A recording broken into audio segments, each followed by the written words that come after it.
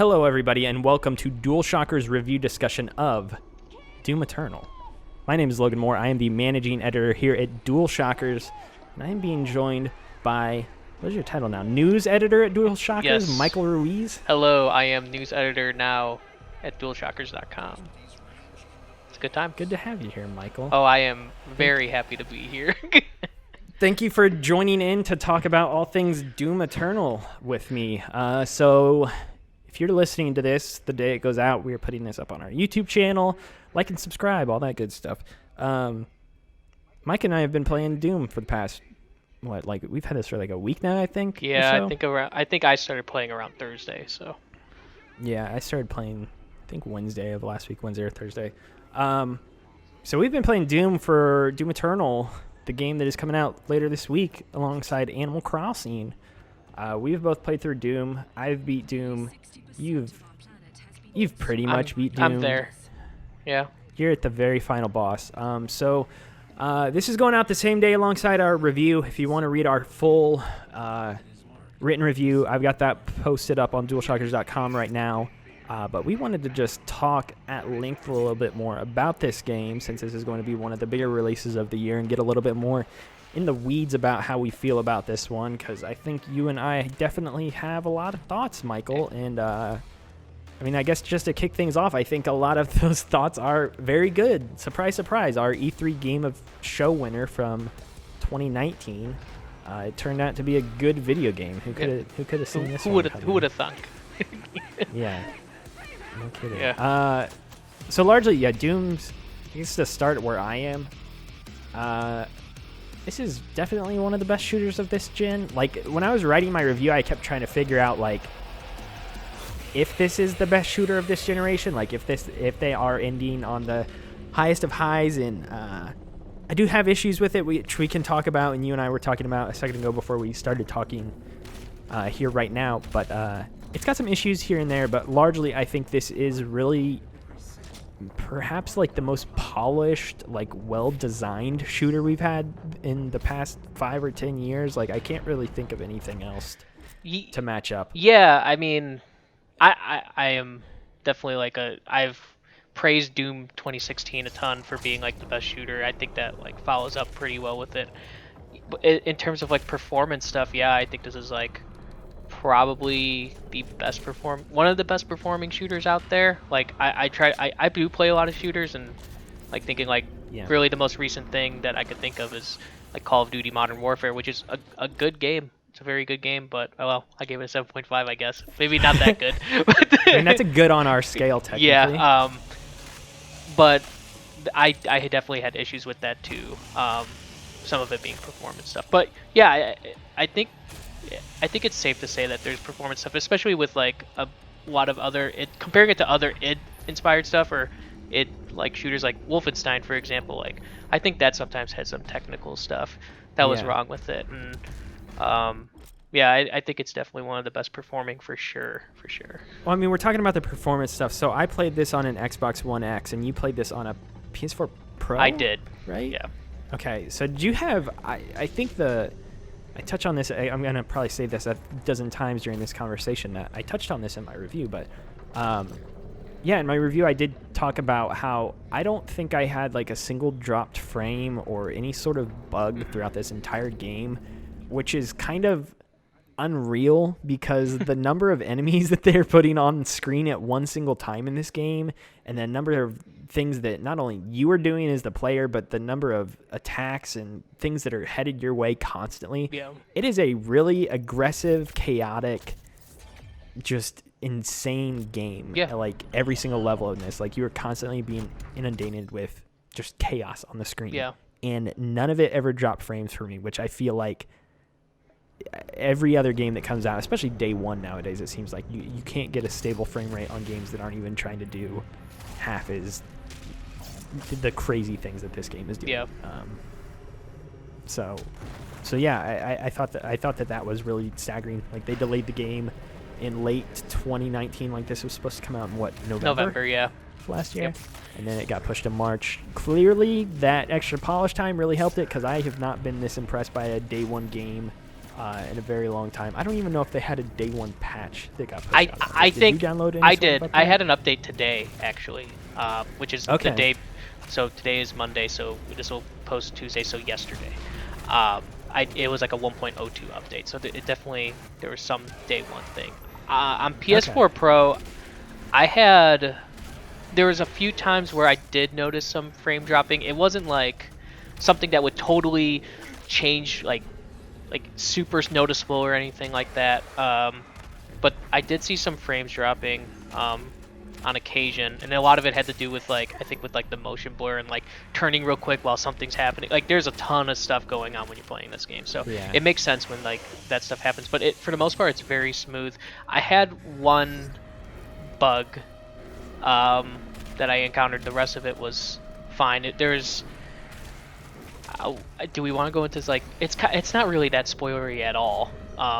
It's kind of known that there's this thing called the Fortress of Doom, which is your main hub, and there's doors you could go through. And one of the doors I was trying to go through, all the doors are open at this point during this part, and I was trying to go through an entranceway, and for some reason it acted as if there was still a door there. I could not walk through it, and there was 2 other doors, and I could not walk through that area. And then I had to just quit to the main menu, go back in, and it worked. But yeah, as far as performance wise, it was fine on PS4 Pro. It might be better on, really, I know it plays on Xbox One X. It's 1880 or 1800 or whatever, and it upscales to 4K, whereas the resolution is a little bit more down on PS4 Pro. Also, was your Xbox sound like a jet engine when you were playing this game? Dude, my One X never makes a sound. It was, my PlayStation 4 was it was so loud, and I was I have to give my PlayStation a break. That's where I was at. Whereas it was incredibly loud. It was nuts. Amber, I gotta be honest. My wife even was is your PlayStation okay? Yeah, I gotta be honest. PS4 Pro, I don't think is a great machine altogether. It's nice. I've had one. I've enjoyed mine over the years, but the Xbox One X actually felt and this is getting into a totally different conversation, but yeah, my One X is never makes a peep. Yeah. So and it didn't here. Yeah. Which yeah, I was really performance of the game is great. Let's talk about the actual gameplay. I mean, that's the main thing that's on offer here. Obviously, so this is very similar to 2016's Doom, which came out almost 4 years ago. Holy smokes. Time is an interesting thing. It is. Concept. It is. So 4 years ago, Doom came out. This obviously has a lot of the same DNA. We've got a lot of similar or the same weapons that are on display here. Collectibles are scattered around the environment. You can upgrade your weapons. You can do a lot of things like that. There's a lot of similar DNA, but there's also a lot of differences, or maybe not difference, but changes or updates on a lot of the ideas that I felt were in Doom 2016. Actually, that's the one thing I think is the coolest about Eternal is that everything they've added feels like a logical implementation of the ideas they started introducing in Eternal. Absolutely. So you've got a flamethrower now, and you can flamethrower enemies, and then you can kill them, and then you'll get armor. The glory kill system from the last game, where if you kill people with glory kills, which is a certain type of melee attack, you'll get health. So those kind of play off one another. You've got the chainsaw, which anytime you chainsaw people, you're going to get ammo. You've got the traversal all really plays into itself, and there's constantly things around the environment encouraging you to sprint around all over the place. I just feel like the arenas were really well designed. All of the guns were constantly I think the coolest thing about the super shotgun was the main thing I use. I don't know. Same. Same. Yeah, that gun is amazing. Incredible. My computer just went to sleep or something. Well, we're still recording, so it's fine. Anyway, the super shotgun's awesome, and that meat hook attachment does so much because you can just zip around these areas so much more quickly. And again, traversal is the key to this game. It feels like you need to constantly be moving, except for in the last boss fight, apparently, which we can touch on in a little bit. But yeah, I don't know, dude. It feels like a logical and vast improvement on everything that came before it, and I'm also at the same time bewildered that they were able to come up with so many novel and cool ideas to improve upon that formula that was in the last game. Yeah, it just felt like a knowledgeable leap to the next one. But there is a little bit of like uncertainty of whether or not they could really like capture the magic of the last one while still changing things like coming into it, because honestly, like Doom 2016, like gameplay wise, like there's some problems, but for the most part it's such a awesome game. You know, it's so fun to play, and they double down on a lot of the systems that they have there, and they make it like more interesting, more fun. You have to always be thinking like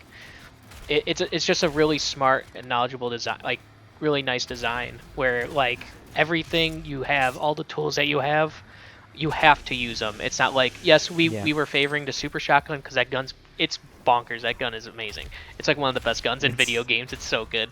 But like, you know, there are certain enemies that you have to use a certain gun in order to you know, shoot their weakness or whatever, and you like have to use all of your guns. You have to use everything that you have at your disposal. So, and that's something that I think that they improved on from the last game, where the last game I felt like I was just using a shotgun almost all the time. A few times I'd use other things there, here and there, but the shotgun, like, I guess again, the shotgun here too, but I mean, the shotgun's the main thing I equipped here. But like, I definitely started like, I've always hated the plasma rifles in Doom games. It's always been like my least favorite thing. This one is so good, like for killing, like really quickly killing, like the super, like not great, like small enemies. It kills them in like 2 seconds. Yeah, I always used the plasma rifle or the machine gun thing to set up the smaller enemy types for the glory kills. I was like, okay, I need to kill something plasma rifle. But even like I would use the plasma rifle if it was only one like big enemy and I only had like the smaller enemies near me and I knew I wasn't going to get attacked. I used like one of the upgrades for it, where it just sends like a giant stream at it, and it like charges, and if you the microwave the microwave beam, and if you charge it all the way, it like blows up the enemy. And so I would use that a lot too, like if I was in one-on-one cases, I would use that, which are not a lot regularly occurring, but it'd be like something I might end an encounter on or something like that. But it just feels like super smart design, you know, like I've never played a game where or not a lot of games where I felt like I had to use every single thing. Yep. You know, so yeah, I wrote that. I wrote pretty exhaustively about that in my review. Yeah. It's the game, and this might honestly push some people away, but this game wants to be played in a very, very specific way. Oh yeah. It wants you constantly moving. It wants you constantly trying to kill things. And it wants you to utilize everything at your disposal, even in the later levels, like we were talking a second ago before we went live with this discussion. But there's like a later stage where it wants you using the sword that the Doomslayer gets a lot, and like doesn't necessarily make that very clear, but that's what it wants you to do. Like, the game is very if you're looking for something free-flowing where you can kind of make your own decisions in things, it's weird because like I don't, it's not like every single combat encounter, the way in which you defeat everything in the environment is going to be drastically different every single time. Like, you'll never have two encounters that are the same whatsoever. Yeah. But at the same time, the game wants you to specifically utilize everything that you have on your person. It wants you to utilize, make sure you're using your grenades, make sure you're using your flame belch, make sure that you're using and some of those, like, later, like, once the game actually opens up and you start getting a lot of weapons and the engagements are starting to get pretty crazy, I was switching weapons probably 20 to 30 times per fight. Yeah. Like you're constantly bouncing between everything you have in your inventory. Like, again, and that's with me going back to the super shotgun by default, and I would use that by default a lot. Yep.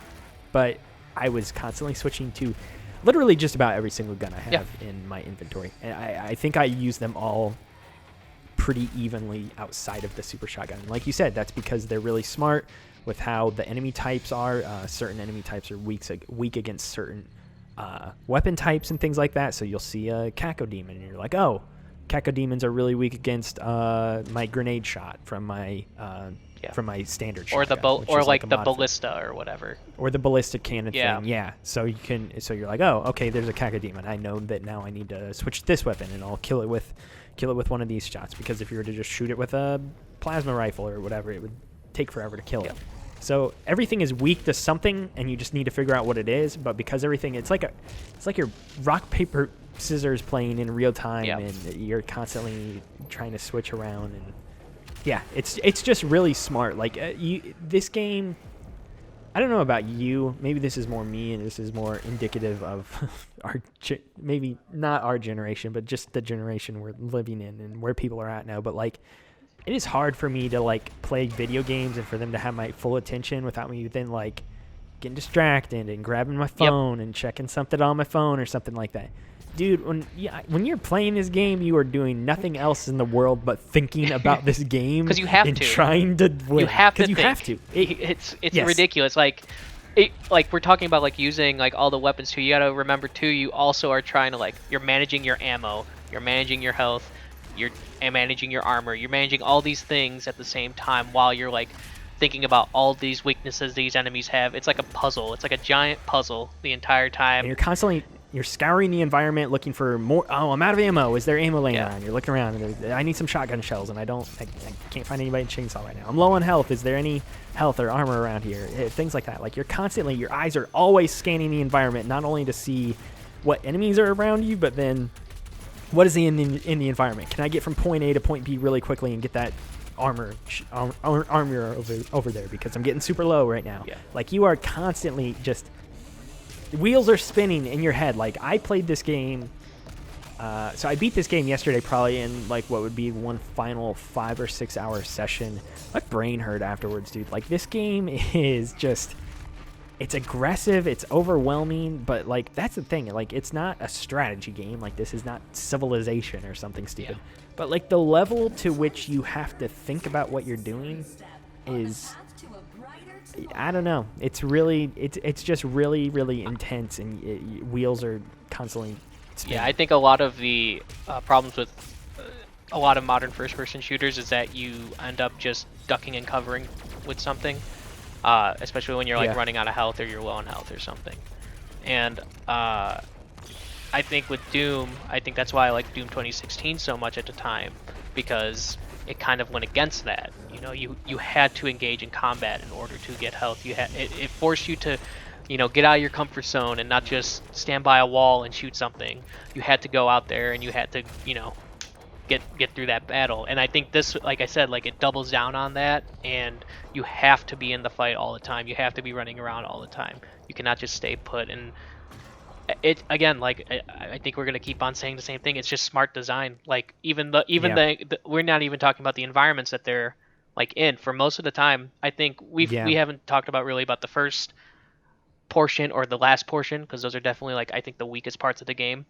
Once you get to like that third level and right before that last portion of the game, like for me, it's like a borderline perfect game. Like it is so well done. Like every encounter, it just keeps upping the ante every single level from like from where you said from that after you get past the tutorials of the opening, which are definitely weak. Those first 2 levels aren't great because you don't have a lot of guns, and it's trying to teach you everything. It's fine, whatever, but they're not great because of that. And then once you get past that hump, it just like the game just keeps getting like drastically better. Like by that 3rd or 4th level, I was like, holy crap, this level is insanely good. Like there's no way they can improve on that. And it's like, nope, like the next like 5 get progressively better than that one. What's crazy is that they would introduce a new enemy, right? And some of these enemies they would introduce as a boss fight, like straight up. These are like they would introduce it as a boss fight. This is what this is. Once you get after that, legitimately, like the encounter right after it, it's like, oh, here's 2 of them. Oh, like okay. And it's very like overwhelming at first, and then you're like, oh wait, maybe if I just think about things for like a second while I'm running around, I can do this, and you do it, and it's super satisfying. That's the thing too, is like because of like how this game works, you're always satisfied with like every encounter you do and every encounter you complete, because it is really hard. It's a hard game. I was having, I think it's definitely a challenge. It's never like too difficult, at least in those portions, but I definitely died. Like I mean, I think you died less than I did, but every single engagement and every single mission always felt like I was right on the precipice of dying Yeah. and losing all my lives. Like, I felt like I was always pushed right to the edge, but it was always manageable enough to where I was never pushed over. Yeah. And we both played on, what, normal Yeah, the difficulty, normal I guess, difficulty, or yeah. what would be considered normal. Yeah, like, it was not, again, touched on this in my review, this is not like the Dark Souls of first-person shooters or anything. No. It's just an inherent, I mean, unless you play on, one of those difficulties I know is, like, Ultra Nightmare or something like that, and it is the hardest difficulty in the game, which is Nightmare. Plus, it says if you die once, you have to start over from the beginning of the entire game. Yeah. I'm very interested in seeing who's able to do that. A lot of Blizzard games do that. Like, I know Diablo used to do that a lot in all their games. So, yeah, on normal difficulty at least, yeah, it's constantly, I don't want to say it gives you the illusion of it being threatening, because it's not an illusion. Like, you're actually under pressure and being threatened. Yeah. But I always, every single fight, always felt like I was like, oh man, I'm not going to be able to get through this. And then I was. Yeah. I was able to. Yeah. So it's just like we said, if you play the game how it is telling you should play it, then you're probably going to be fine in every situation. But that doesn't stop you from sweating out, like, during those scenarios. Like, it's always going to be a stressful thing. Yeah, I felt like every encounter too, like, with the environment in mind and with the enemies in mind, it always felt perfectly balanced, to the point to where it's like giving you a challenge, but at the same time it's still doable. Like, you could still complete it, and it never felt unfair until later. It never felt unfair. We'll talk until about later. the in-game stuff here in but a second. I wanted to ask you, so kind of touching on a few quick points here, because I don't want us to go on forever. Not that we're getting close to any sort of time where we need to stop doing this or anything, but to touch on a few quick things, how did you feel about the levels in this game compared to the last one? Because the last one, the levels were a lot smaller by comparison. Yeah. I felt like the last game, they were more vertically built out too, to where you could you were kind of, like, if you wanted to get from, if you started the game, or if you started a level in one spot, you could typically get back to that spot where you started the level at pretty easily if you needed to. Like, I felt like you could get around most levels in that game pretty much any time you wanted to, and there wasn't a whole lot of, there was backtracking involved, but you could do it. This game feels much more linear, but it's also more vast. Like, the environments are way larger, which I think is cool from, like, an art design standpoint, because they were able to do some really cool things with, like, the vistas in this game and stuff like that. Like, seeing Earth destroyed because demons have invaded. It was really cool, and seeing all these different realms you're going to nonstop, or some of the later game levels. It's, like, really beautiful. Like, the game is really gorgeous to look at, and it's really just unique looking as well. Yeah, there's definitely just not like I mean, there's not a lot of games that touch on demons invading Earth or anything, so I mean, it's kind of unique in its own right, but, like, it's so tied to, like, original Doom. Like, I know that, like, before, like, they've showed it before, like, a lot of the models now are more closely, like, in terms of look more like the older Doom models. Like, they're more inspired by that kind of stuff, and it feels like a good modern take of, like, all that kind of design stuff. I like the environments here more. I think in terms of, like, gameplay wise, like, I think, like I said before, like, the environments, I think they are balanced with the encounters. Like, it feels like it's part of the gameplay. It's not just like, this looks cool, you know, it's actual functional, and it all makes sense when you end up, like, getting, I basically think of it as like a skate line, where, like, you have your line and you go through that line the entire time, and then you find holes and maybe go into the thick of it, kill some people, and then come back and go back around into the line. At least that's how I played, which would make encounters sometimes really, really long. But no, that's about how I played it, pretty circular. Yeah. Too. You just keep kind of running around in circles. But yeah, like, I really like the environments. I think they're a lot more varied than the last one, just because you are going to, like, a bunch of different places, and I mean, every mission starts with you hopping into a portal, and then you get transferred to some dimension or realm or something like that. So, like, you're not in one environment the whole game like you were in the last so one. I really do like them. And in terms of, like, how they were built, I think they're, like, way better designed than the last one. Yeah. So.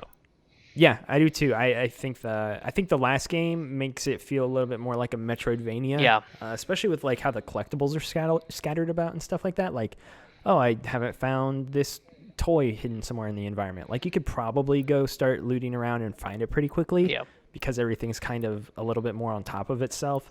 This game, though, if you miss a collectible like early on in a level, like, you're probably not gonna be able to get back there or anytime Or soon you're not gonna anything really like want to, because like there's yeah, things or happening. you wouldn't want to because it's just so far away. And I think I largely like this style too, the little bit more vast style of level design. Yeah, I like that. I like the linear design too, because then I feel like I know where I'm going. That's the thing that that was kind of hard with the last one. I felt like it just everywhere felt the same, so it was sometimes hard to keep track where you were. Whereas this, it kind of just it pushes you forward. They do some smart things with the environment, like they had that green light all the time wherever you're supposed to need where you had to go. Like in every level, there was always like a green light in the direction you needed to go to. So like I really like that it kind of just pushes you into the right direction. Like naturally, it doesn't feel like it's like, hey, go here. Like you have to go here. It's never like so blatant because it wants you to explore as well. Like there's always a couple of paths you can go to and find secrets or do like those like secret encounter stuff and everything like that. Like it definitely promotes like exploration, but at the same time, you never feel lost in the environment, which is really good.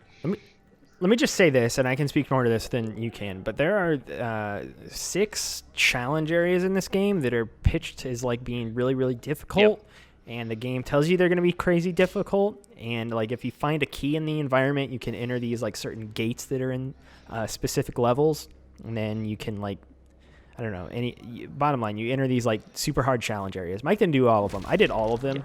Those are the best parts of the entire video game. They're very good. And if you played this game, you need to do them because they are excellent. Like, those are the best encounters in the whole game. Yeah, because they are, like, I only did one. And I think I did, like, one of the hardest ones. But I did still... I think the one you did... They're all pretty difficult, because the one that like, I did up, obviously. had the Marauder in it. And I did do that one. Okay. That was the one that I did do. And Marauders are very annoying. Yeah. I do not like them. So yeah, because just play those. Because they are like its own thing. Like it sends you to a different part of the like it's just an entirely different map. Yeah. So like it's designed for that fight, and so they're really good. The one that I played, those locations are super well designed. Yeah, the one that I played was very good. So. Yeah, if you're playing this game soon, be sure to do those. Don't chicken out. And you might be able, if you're saying, why would I chicken out? It's because if you go into those and you lose or something like that, you will lose all your lives and you will lose all your ammo and stuff, and you will not be able to get them back. Yep. So there is like a cost-benefit thing to it. So if you're like running low on lives or something like that, and you're like, oh, I don't want to try this, you should still try it anyway. I really think they're extremely fun. To be honest, like, I played a lot of this game with only maybe having 1 or 2 lives at a time because I was pretty bad in the beginning, and I started getting better later on.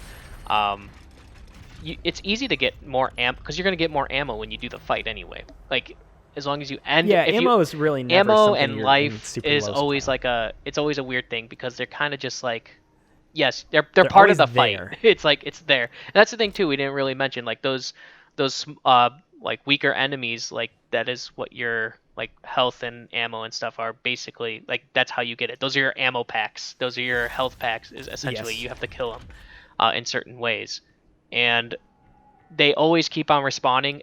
Like I said, this is why it always feels fair, is because they always keep on respawning, and you always have the opportunity to get those things. And that's the same with those challenge rooms too. Like the one I did, there was a ton of those things. Like it never felt like I was like going to run out of health or run out of, well, sometimes I did, but yeah, it never felt like I was going to like, it never felt unfair, basically, like I said before. So yeah.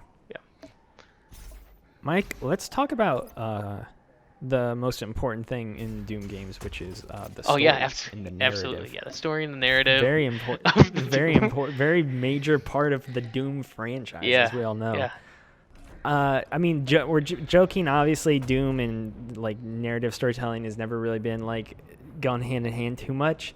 But very like the last game in the series, like the story in this game is just it's just goofy. It's very self-aware. It knows it's not trying to pitch the story as a serious one by any means, and it's just a funny thing to behold. I don't know how like deep into spoilers we want to get, and again, honestly, I mean, maybe this is a spoiler to say on its own, but there's really nothing to spoil about the game either. Like, at the end of the day, it's just a Doom man is killing some demons. Like, that's the through-line story, but there are some other things that happen along the way. There's, like, a couple broad things. I really like that they actually tied this game, and I guess by proxy, the last game in the series, too. I like that they tied them into the larger Doom lore, which I guess in a little bit of a more blunt way, because there were hints in the previous Doom game about how it fit into the larger franchise, but it was never really made like super clear, and it felt more like a revival, I guess, as a whole. This is a little bit more explicitly clear with how everything fits together now, which I kind of like. It's goofy, like they didn't need to tie this into the other ones, but they did. All the codex entries and the lore in this are just hilarious. Very good. Please read the lore entries in this game. Take the time to read the stuff, and like there's one level, I'm just gonna call it the Samuel Hayden level, where you have to find Samuel Hayden. That's a spoiler, blah, blah, whatever. I think that's a spoiler. They told us not to mention in Embargo. Well, no, they show Samuel Hayden in footage, like they show him in the trailer. There's a Samuel Hayden level, and there's a bunch of like voice like things that you could find around the place. You need to listen to those, because those gave me the like biggest laughs, because they're like, I don't want to spoil it. I think those things are hilarious. You should listen to them, but that one was like my personal favorite out of all the ones that I heard, because of how they talk about Doom Guy. Like it's so funny. Yeah. Yes, there are a lot of codex entries and like secret audio logs that you can find in the environment. In that one level specifically, I don't really know if there are any others. The writing throughout this whole game, what is so good about it is that it pitches itself as like 100% deadly serious, but you know that the dudes in software writing this behind the scenes are like laughing as they're probably writing this because it's so stupid. It's really hilarious. Doom Guy or Doom Slayer like talks at that one point, but all he says is rip and tear, and it's like, I don't know, that's not really a spoiler either. You'll see what I mean once you play the game. Anyway, I'm trying not to spoil anything because I'm sure people want to. I mean, we could say spoilers are open, but whatever. The narrative though is good, and it fits in, and it opens up, kind of sheds some light on Doomslayer's backstory, and shed some light on the history of the demons. Doomslayer's backstory. It's all dumb. It's really dumb, but it's also very good. It's good. So I just laugh as you play it, and I'm sure you will, because it's very, very There are also funny. just moments in this game where I was just cackling, like, because there's really dumb things. There's a part where I don't know if you talked about it in like your E3 coverage from before. It's the E3 level, and I was laughing so hard. I don't think the thing you do in that level that doesn't actually happen in the demo. Does it not? The thing that it does not happen in the demo that I played. Okay, because that part was that I was laughing so hard when that happened. To give a little bit more clarity, there's a level that involves Mars, and that's all I'll say. And there's a certain thing you have to do in that level, which is pretty funny. I like that, like, he's kind of... I'm going to bring up Halo right now, too. Because I feel like how they treat Doom Guy is like this all-powerful, like, godly killing machine. And I feel like that it gives me, like, Halo vibes, because Master Chief is kind of seen in that same way, too. Like, they're kind of, like, the same character, just, like... Well, Master Chief speaks a little bit more, but, like, they're kind of these just, like, killing machines that are here to save the world. That's basically... They're the same character, and it's great. I that's why I like Doom Guy is just ridiculous, a little bit more ridiculous though. Yeah, and like I said, the lore and the codex entries really flesh that all out a whole lot more. Like they talk about his backstory, and they're like, yeah, this guy was already pretty powerful, and then we like supercharged him up even more, and it's like, it's just dumb. Yeah. What else do we need to talk about? Let's talk about the end, because I think that is the one thing we are both kind of sour on. Much like many video games before it, this game suffers ending boss fight syndrome, which I don't know if that's a real thing, but it's something I'm saying is a real thing now. Basically, the end of this game, The final 2 boss fights this game largely suck because they fly in the face of everything that comes before it. We don't need to get too deep in the weeds because I, again, don't want to spoil what the engagements are, who you're fighting, even though if you've looked at a poster for this game, you could probably have a decent idea. They just, like, the reason they're bad is just because the whole game, like we said, it makes you want to play in this very specific way. Be aggressive, getting up in everything's faces, constantly be the aggressor. And then these final 2 fights make you go on the defensive, which is fine. Like, I'm fine when games introduce mechanics and then kind of throw them on their head. But in this instance, it's like Doom is not one of those games. It'd be one thing if this was like a turn-based RPG and it was like, oh, now you have to think about using, I don't know, do something different in a situation like this. Like, that's a little bit more like makes sense. This, though, like the final 2 bosses in this game just totally fly in the face of everything else that happens in the 15 hours that precede it. And they're just bad. I don't know. Yeah. And it just leaves a, like, honestly, like I think this game is excellent, and us talking about it and praising it has, again, made me realize, wow, this game is like super good. But like, seriously, like the ending 2 boss fights were like such a bummer that it left. I beat the game yesterday, and it has like left a lingering like bad taste in my mouth since I beat it. Like, it is just that poor. Yeah. I am only like 2 hours from beating the 1 boss, and it was just the encounter. It's like you said, it's like the antithesis of what that entire gameplay loop it has been throughout that entire game. You know, like, instead of, you know, running and gunning, you're legitimately by a pillar trying to snipe people. Like, yeah, you're trying to snipe people, you're trying to hide by cover and poke your head out and then get some damage onto a boss. It's just not what you expected, like, at all. Because of how the game works, like, it makes them a lot difficult, but like when I was saying before, like, it never felt unfair during like those encounters. This felt like it was hard on purpose, if that makes sense. Like, it didn't feel like a natural progression from like what it was doing that entire rest of the game, you know. So and then the last boss, like, it's just chaotic.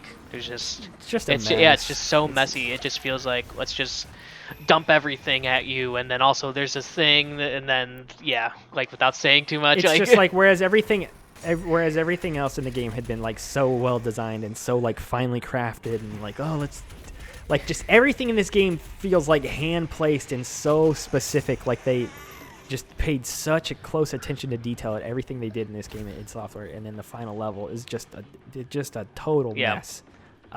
That's something that, like, and again, like, it doesn't explain, like we were talking before, but there's like there are pickups in the final boss fight that you can pick up and they will reappear in the environment, which is something that doesn't happen at like literally any other point in the game. So all of a sudden you have like infinite ammo and health and like BFG ammo pickups, but like at the same time, like, you're still trying to kind of ration all of that stuff, so you don't really know that you can kind of just start freely using everything at your disposal. Again, it doesn't properly convey a lot of things kind of towards the end. Like, you told me that, and I was like, what? So I'm gonna guess you'll go back and do the boss fight and just start spamming using the Doom Slayer lightsaber. Which I don't think we really talked about. I mean, that's been a huge thing they've been showing in the marketing for this game. Like, largely, it's really cool to use. It's just a one-hit KO on people, essentially. You get some health from it. But it feels really good. It's good.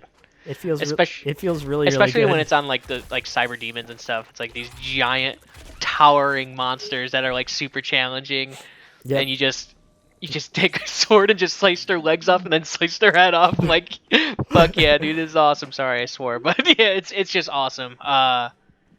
We didn't talk about the Marauders either. I don't know if we didn't talk about the Marauders. They're really difficult. I never felt like they were like super unfair. I actually liked fighting them, but only once I isolated them down to being the only enemy left in the environment. Yeah, that's how I felt too. There's been times where it's like there were times where they had 2 of them, right? Am I crazy? There was at least one time I think they had 2 of them. Maybe. I can't remember. Maybe. But yeah, if there was ever like a ton of enemies there and they're one of them, I'm like, oh no.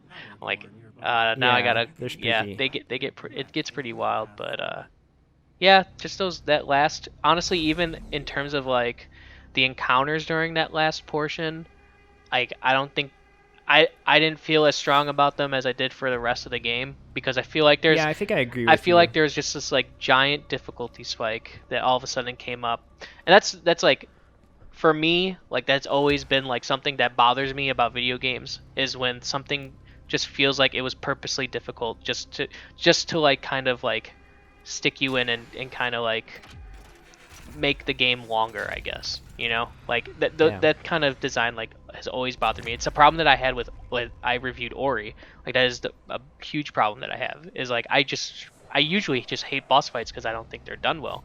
Like not to talk about Souls again, Well, they but like usually just Souls games are the only game where I think they do boss fights really well. because it feels like everything is Yeah, built around the because boss fights rather than yeah, vice versa, where it's like, oh, we've built this whole game with cool gameplay systems. Now let's drop in a boss yeah, fight. and you use all those gameplay systems. Whereas like this, Yeah.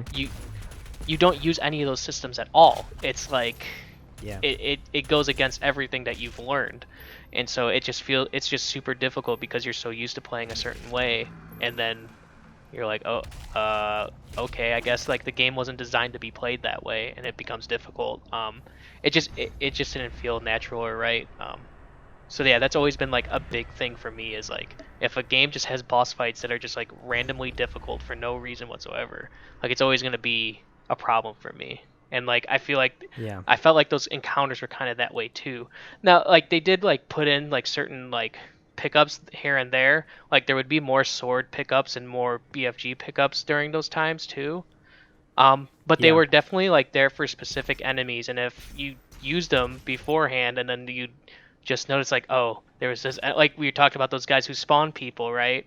There's been a couple times Yeah. where I'd be like, this guy won't show up, and then I use a BFG thing just to clear the room, be like, okay, and then they'll be like, oh no, here's another round of people, Next wave and then you drops get in, the and you're spawn. like, I'm like, oh oh, no. and they're so hard to kill, and I'm like, it's like almost to, It's really it's almost to a stressful. point to where like I try, but I'm like, I might as well just die and just redo it and then go back and Well, that's what I did during one of the late game boss fights. I was like, I'm getting messed up. Let me just quit back to the main menu because I think I might be able to keep all my lives if yeah. I do. Nope. No. Nope. I lost all of Oh, those that lives. sucks so much. It's tough on that front. Let's touch on a few last second things here before we kind of get going. I think this game has like stupid level of replayability. It's like actually very arcadey. There's like a battle pass type thing included in this game, which is totally free. But it's like it gives you for every level you complete, it gives you XP, and then you earn XP on this battle pass thing that you can then use to unlock like just more random collectibles and in-game rewards and customization things, which is pretty cool. I got a question. What level did you get to by yes. the end of your game? I think 4. Oh no, I mean like on like your general level. Oh yeah, because there's like a Doom Slayer level too that you can. Yeah. I think like 15. Okay.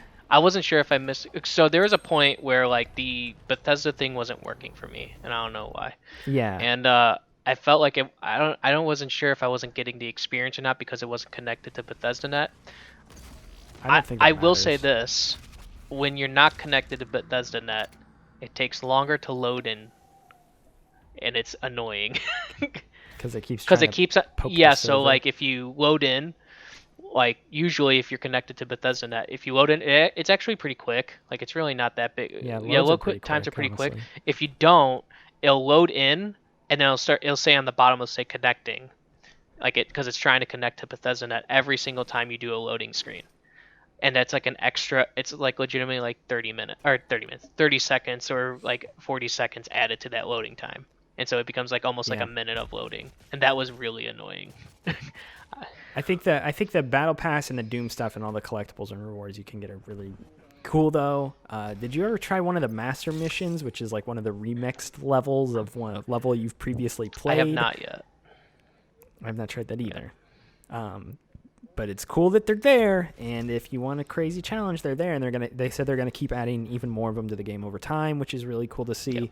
And then you could also replay levels too. We were talking about like getting all the collectibles and stuff. Like you could always go back and replay the levels and get those collectibles too. I think the final two things I can think of that we should probably touch on before we get going. Battle mode, so the multiplayer element to this is actually not live. The servers are not live yet by the time we were having this conversation, so we have not taken that into account with our review, which I kind of wish we could have, but it's fine. It's whatever. Again, battle mode's going to be kind of like that, kind of like how multiplayer was in the last game, where it was like, it's either really good or it's... There have been so many multiplayer games over the past decade that have just come out, and I don't think anybody gives them like the time of day. Like Rise of the Tomb Raider had like a multiplayer mode to it. I couldn't tell you two things about it. What about like, that? What about that just, Last of Us multiplayer mode? There's some people who like that out there. Yeah. So battle mode's not out yet. We haven't played it, so we'll probably have some separate impressions up about that at some other time, because I do actually want to play it. I think it seems awesome. They kind of give you a little bit of a tease in the story, like how a certain thing controls. So yeah. And then last thing, dude, the soundtrack's really good. Well, obviously. That goes without saying. But yeah, the soundtrack's really good. I think maybe it's just because it's been out for longer and I've listened to it a lot more. Like I think I like the first one more. But there's some good tracks on this. So obviously, like the soundtrack's not like on the internet yet or anything, but I had been trying to actually like listen to it while I wrote my review today, and the songs that are on the internet, and then I could like have at my disposal to listen to, they're really good. They're very good. I think we're just probably more familiar with the first one, honestly, because we've probably been blasting that for 4 years at this point. But yeah, I mean, it goes without saying this is a very, very good video game soundtrack for a very good video game. During the like last level, I'll say, I think there was a song playing there. Like during that level, I liked a lot, for the most part. Yeah. During the level you referred to earlier, the Sam and Hayden level. Yeah, that one has some good music on that level.